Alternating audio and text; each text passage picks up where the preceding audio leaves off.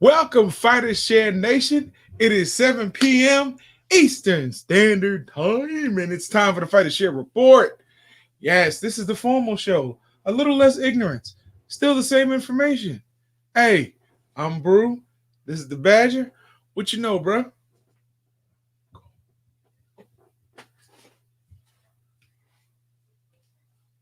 Can you hear me?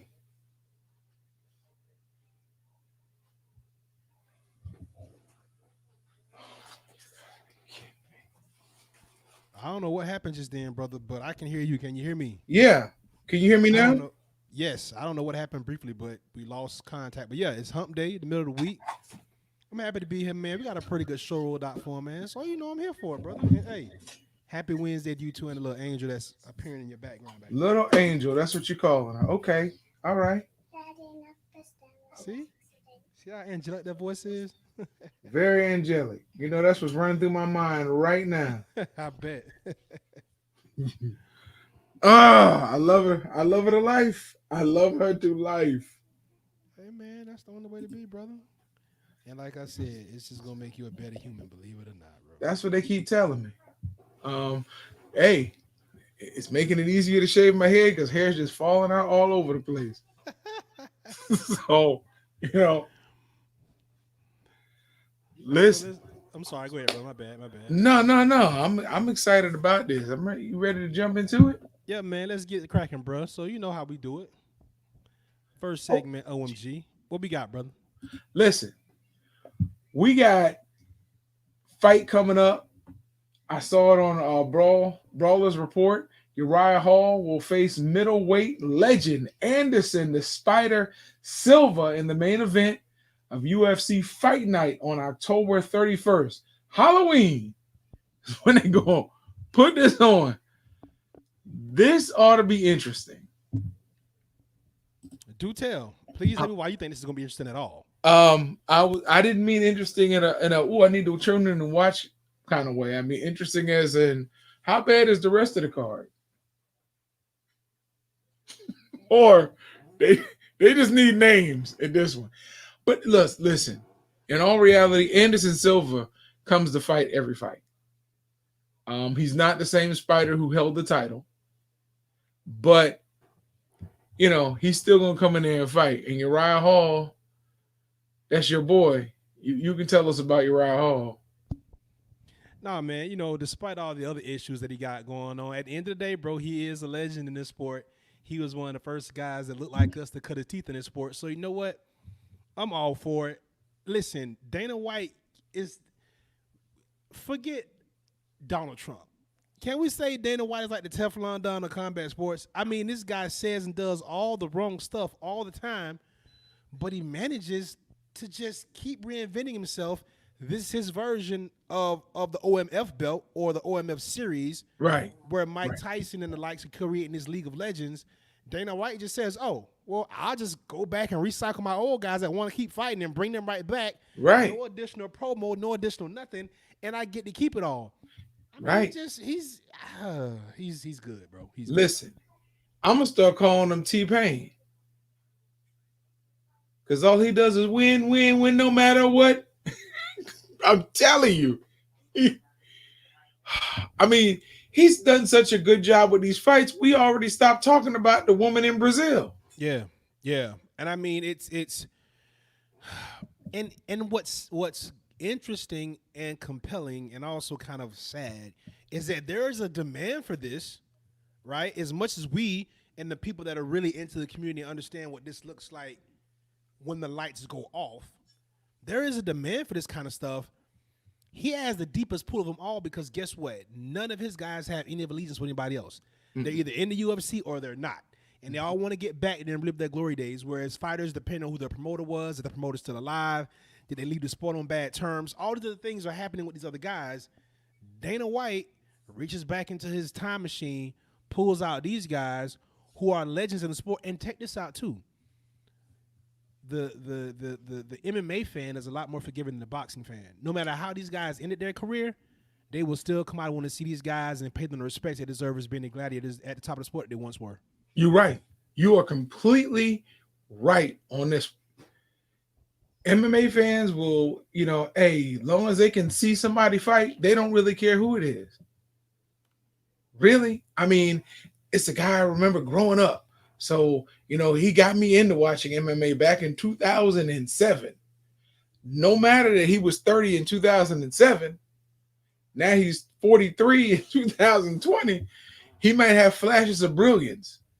Yeah. No, he may have a hot flash and fall out. Yeah. But, hey, they're going to put it on and people going to watch. And unfortunately, it's something we got to cover. Yeah. I mean, look, it's not going to hurt us to do it, to cover it. It's just that this is where we are. Yeah. Where, we were already, kind of oversaturated with content, right? Instant gratification, be able to watch what we want to watch and watch countless hours of it before the pandemic. The pandemic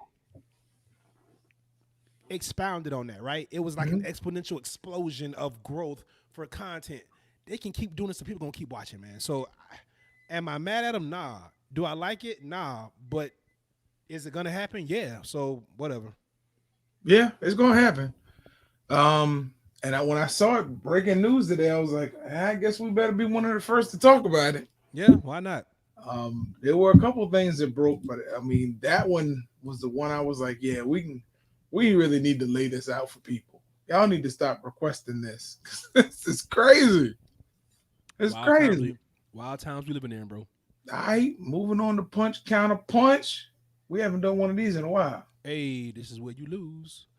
What we got going on, brother? Because all I do is win, no matter what. You got to stop it. I'm saying, and I truly believe, Daniel Cormier, not Daniel Cormier, I keep saying Daniel Cormier. Stipe? John Jones, okay. His first fight in the UFC heavyweight division should be for the title. He should not have to fight any other people below Stipe Miocic. And people say, why? Because for the last how many years he's been the UFC light heavyweight champion, the 205 live champion, undefeated. I think he 10, 11 fights. Yeah, it's been what, 7, 8 years. Yeah. The only time he lost it is when he did something stupid. Yep. He never lost it in the ring or on the scale. No blemishes. Shout out to David Benavidez. So you can't expect him to fight the runner-up. Look, if he loses Stipe, then yeah, you go into the pool. But if you don't lose the Stipe, until you lose the Stipe, that should be your only fight. You shouldn't have to worry about the rest of the stuff. That's my feeling. Well, it ain't going to be much of a counterpunch here because we both agree, but I would take a different approach to it. If you're all about the money, John Jones better be your first fight, because not only do I feel like he is the biggest threat to Stipe Miocic, he's the guy that's going to sell the fight the most. We're not tuning in. The casual fan, I don't think, is tuning in for Francis Ngannou, especially when he knows that Francis Ngannou got beat bad by Stipe. And that's a simple Google search. And that's what the casuals do. They'll Google search just so they can have a conversation with their real combat sports buddies, MMA buddies that are actually in the sport. They don't want to see this fight. John Jones is a household name. I mean, not household in the sense that he's like a Manny Pacquiao or anything like that. But he's the closest thing they got. Yeah. He's not as big as Conor McGregor or Khabib because those fighters have nations behind them. But as far as American goes, he is the biggest name in American combat sports in MMA by far. So I think that John Jones financially makes the most sense to get this party started, to kick off this next wave of heavyweights. And for what it's worth, if he beats Stipe, then what does Stipe do? Probably right off into the sunset too, right? No. And now you have a whole new heavyweight circuit going around where the old guard is completely gone. I don't see Stipe fighting much longer. I think him beating Cormier was his big moment for his career defining moment. I think a fight with John Jones, if he loses it, I don't think hurts Stipe Miocic because one, he already has a couple losses on his resume, and two, he'll lose to who people have arguably said is the greatest combat martial artist in the history of the sport. Okay, he really could have walked away after losing to Cormier with that same theory. He could have walked away after losing to Cormier, but he decided to come back, and it helped him. He came back. He got won his title back, and then did the rubber match, won that.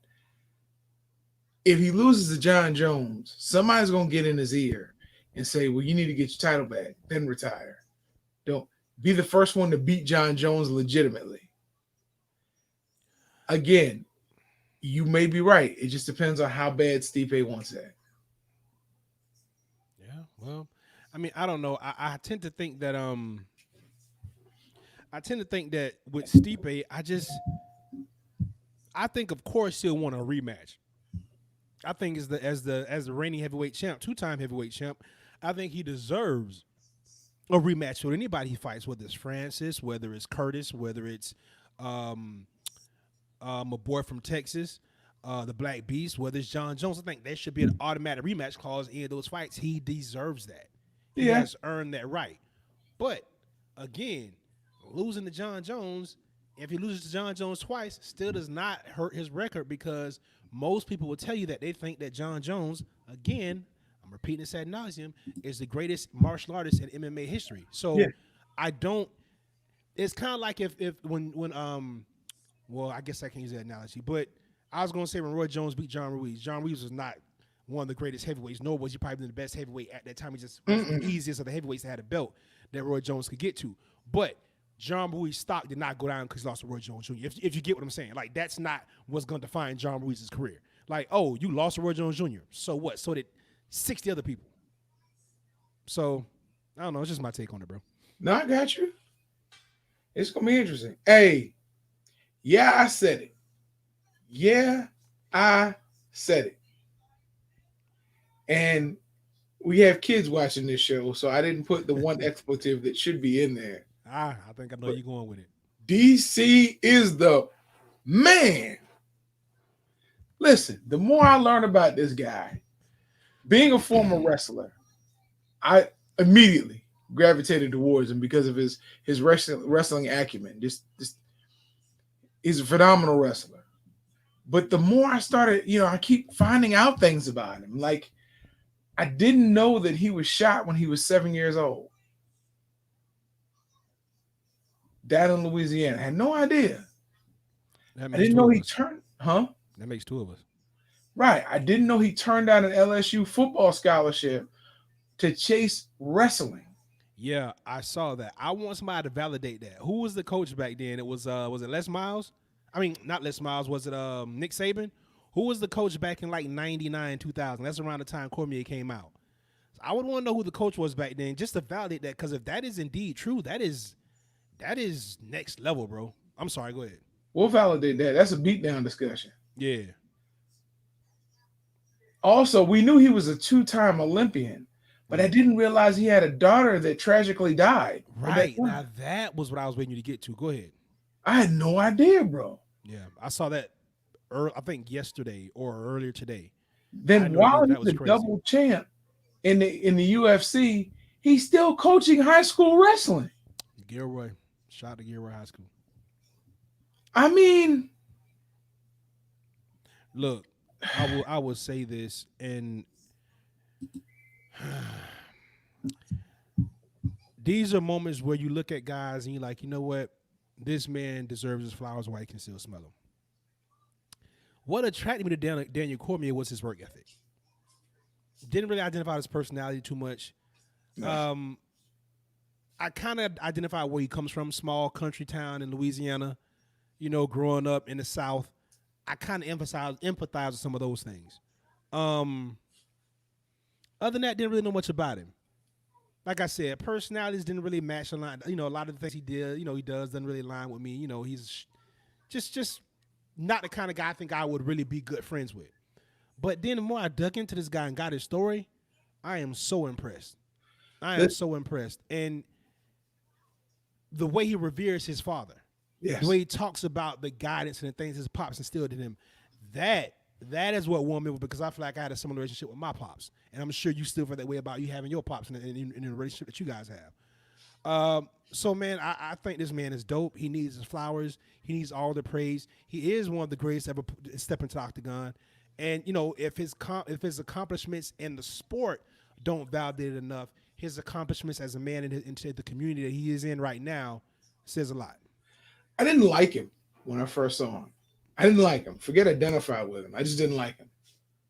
I didn't like the way he came across, his attitude. I kept waiting for John Jones to beat him.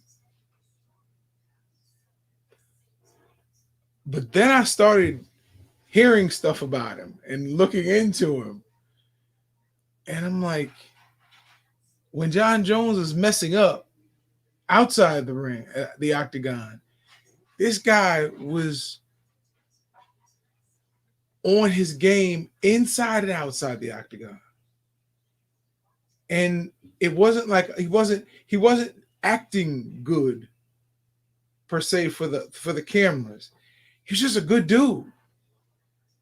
And I came to grips with that, and I saw it after Jones beat him the first time. And he came back and won the interim title, and he was like, I can't claim this. I can't claim it. And listen, I poke fun at DC for crying in the ring of the octagon after that John Jones fight. But truth be told, that was me just having an asshole moment and kicking him out while he was down. I understand it. I don't feel like he should have done it on camera. But I definitely understand it in the locker room, and when you've invested that much into it, bro, I get it. But that's similar to the way people jumped on LeBron James after he had his first Eastern Conference Finals exit in Orlando against the Magic, and he went off the court and didn't shake hands. Yeah. People took shots and nah, man. The same way Cam Newton was at the Super Bowl loss. No, I get it. When you've invested that much and you believe in yourself and the guys around you, and you don't want to let people down, and you do. Yeah, that takes a lot out of you. I was in the locker room with my guy when he had his first loss in 5 years, and that was an opportunity to get to the UFC. I saw what it did to him. I saw what it did to the whole team. So I get it. So that too, man, that kind of pulled me a little bit closer to him. I wouldn't want to admit that, but I kind of identify with that, man. I mean, that's what I saw when I saw him. I mean, because for him not to recognize when they gave him the belt after he won the interim title. He said, but I didn't beat the champion. The champion is still out there. I was like, wow, this guy isn't being cocky. He's being real. He doesn't just want the belt. He wants it to mean something. Then when he defended it, he was like, okay, at least I was able to defend the strap. So, but then Jones comes back, and that's what he loses again. And you're right. It's just like, it hurt him to his core because this is at that moment, this was his defining moment. I didn't realize he had never won first place in anything else before. I didn't realize he kept coming short in the NCAAs. He kept coming short in the Olympics. That even in high school, I mean, perseverance, man. Perseverance, bro. It's just right. And then for him to win, I guess Jones lost it again. He won it again. That's when he defended it. Then he goes to heavyweight. And he fights Stipe, and he beats Stipe, and it's like everybody was saying, "Retire now." Go out on the high, right? Right, but that's not him. He told us at light heavyweight, "I have to legitimize my reign. I got to defend it." So it hurt, but he knew he could come back and beat Stipe. And after this loss, you could see it in him, but he's such a proud man, and he's such a thorough man, and he wants to complete the journey. Whether you win or lose, he completed the journey. So, shouts out to you, DC, for real, man. You are, my dad would say, you are a thorough man. Ain't no blank ink. I had a picture of him, but I didn't share it. So I agree with you wholeheartedly, bro. Yeah, he's a thorough dude, man. I mean, that's my dude. I'm sorry I didn't get I wasn't on in his corner earlier, but I'm glad I got to be in his corner while he was still participating. And let me tell you something real quick while you get the CBM ready. There's something about having a dad bod, but knowing that you will F anybody up in sight, like there's no one in your field of vision that could threaten you physically as a man. That's Daniel Cormier. Like, get out, gut, balding, receding hairline, shorts pulled up to his navel, tube socks on with sneakers, and will kick everybody's ass in earshot. So if you got a dad bod out there like myself, get into MMA and fitness and learn you some trade, man. Learn you something about your hands, man, and Really? so you can have some. You got So a dad bod? yeah, so you can have You. some physical prowess about yourself, man. Now don't go out there and test it because people shoot, especially here in Florida. But just knowing you can handle yourself and take care of you and your lady or you and your kids, when it comes to these fisticuffs, is a pretty it's a pretty cool way to be, man. Pretty cool thing. No, wait a minute. This is funny to think to me. You were saying you have a dad bod. Yeah, I don't need you to relax. Stop repeating that, bro. I'm just saying you kind of hurt everybody who really has a dad bod when you say that. So this is the part of the show where where Brew gets to display his skills. The CBM, the most ignorant part of our show, which is probably the highest rating part of our show, by the way. So this is where Brew gets to show his comedy prowess and provide us some quality entertainment. What we got this week, bro? You ain't gonna believe this. The one that I had is not showing up, and I don't know why. Let me see if I can resend it. Oh, he done dropped the ball. No, this was good. This was really good. I'm gonna see if it'll let me resend it and pick it up from there. All right. Nope. For some reason, it's saying use latest app. Dang. Thought we had one today. Thought we had done called us one another when Fighter Show. We do. You know what? Hey, he was 2 for 2. It was getting too good to him. He was batting 1,000. He couldn't hold on to the streak. Let's see. I'm gonna put it up to the light. That ain't gonna work. I mean, I can see a little something. What are those cows? What's going on here? Cats. You ready? I guess, but you gotta. They're cats, but I can't see it. Hold it right there. Right there. Cat. Okay. You got to get the audio. Oh, okay. Because they all just looked at the same time. I don't know if she said something inappropriate, but the sign says they were having a secret meeting. And then you look at when she walks out, the cats all look at her. Oh, they were plotting on her. Yeah. Yeah, that's what I'm saying. This couldn't be me. No. Well, first of all, it couldn't be me because I don't like cats. I'm allergic to them, first of all. But look at them. Yeah, no, cats are evil. Cats are evil. And listen, and I know in ancient Kemet cats were revered. I get it. I understand. Cats are evil. I don't do cats. I'm allergic to cats. And that's probably because I'm so good and pure that their evilness just affects me adversely. Man, yeah, no, you said you wouldn't start drinking before you got on the show. This is true. Did have an edible though, but yeah, leave the cats alone. I'm not doing cats. It's too much. And cats are mean, by the way. Like cats have personalities. Like they like, look, just put my food out here, bro, and get on about your business. That's it. I don't feel like being bothered with you. Don't talk to me. Don't invade my space. Just put my food down there and go on about your business. I mean, they're ungrateful. I'm not a part of cat community. When they spun around and looked at her, the thought that came into my mind was they were saying, "Don't go to sleep. Don't go to sleep." I mean, all of them looked at her. I was like, "That's insane."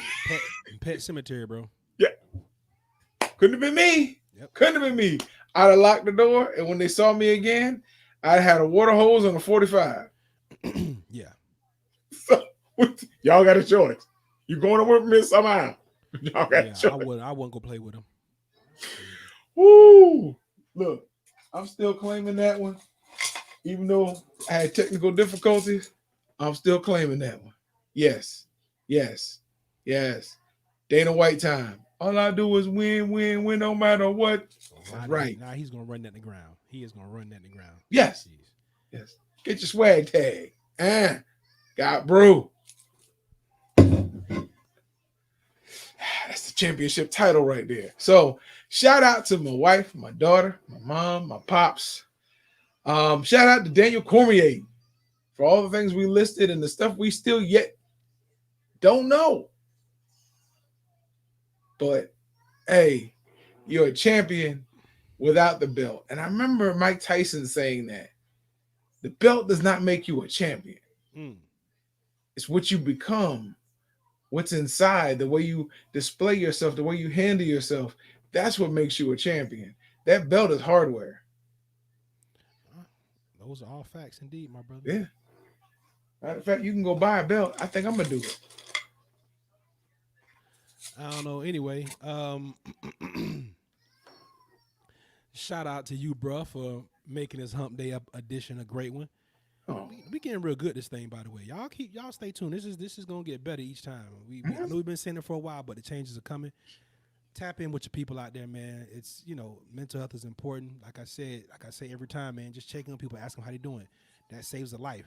That makes people think that gives them something to hold on to. That lets them know that somebody cares about them. So please check in with your people. It's real out here. Shout out to all the entrepreneurs out there trying to get off the muscle. Don't quit because success can be right around the corner. right. Take it from me, it's tough, but we do what we doing. We love doing it, right? Win trade it. So that's all I got. Oh, shout out to the Orlando Magic again for the win last night, and that LA Lakers down. Dame Dollar and the Blazers took game one last night. I don't think it really means much, but hey, for the NBA, it's ratings until it's not. So that's all Shout we out got to the for Tampa Bay show. Lightning. Yep, Tampa Bay Lightning. Hope they keep doing their thing. Shouts out to Fight Your Nation, everybody. That's all we got. We out of here. We will see y'all tomorrow on the Beatdown, 11 p.m. Eastern Standard Time. Peace.